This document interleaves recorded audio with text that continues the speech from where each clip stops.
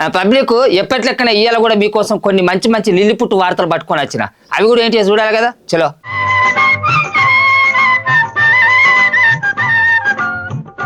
ఎడ్ల బండి మీద ఊరేగింపు ఎత్తున్న గీళ్ళని చూస్తున్నారా? ఎలక్షన్ల గెలిచిన లీడర్లో లేకపోతే ఆటల పోటీల్లో గెలిచిన ఆటగాళ్ళలో అనుకునేరు కాదుల్లో బడి పిల్లగాళ్ళకు చదువు చెప్పిన పంతులు.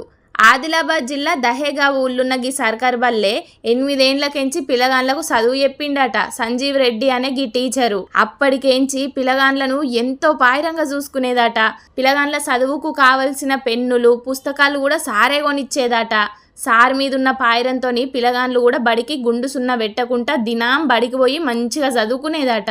బల్లె టీచర్ కొలువు చేసిన 8 ఏండ్లు మా పిల్లగాండ్లను కన్న బిడ్డల కంటే ఎక్కువ మంచిగా చూసుకున్నాడు సారు. గసొంటి మంచి మనసున్న సార్ను గౌరవించుకోవాలనని గాయన రిటైర్మెంట్ కార్యాన్ని గ్రాండ్గా చేసిండ్రు ఊరోళ్ళందరూ. ఇక సారోళ్ళ ఇంటామని కూడా పిలిచి ఇద్దరికి కలిపి బల్లె సన్మానం కూడా చేసిండ్రు. అటెన్కాల ఆళ్లను ఎద్దుల బండి ఎక్కించి ముంగట డప్పు సప్పులతోని జోరుగా తీన్మార్ డ్యాన్సులు కూడా చేసిండ్రు. లగ్గమైనాక కొత్త పెళ్లి జంటను ఊరేగింపు చేసినట్టే వీడ్కోలు కార్యాన్ని చేసిండ్రు. అంతేకాదుల్లో ఊరోళ్ళే సొంత పైసలతోని బల్లె టీచర్లకు వచ్చిన అతిథులందరికీ భోజనాలు కూడా పెట్టించిండట ఊరోళ్ళు.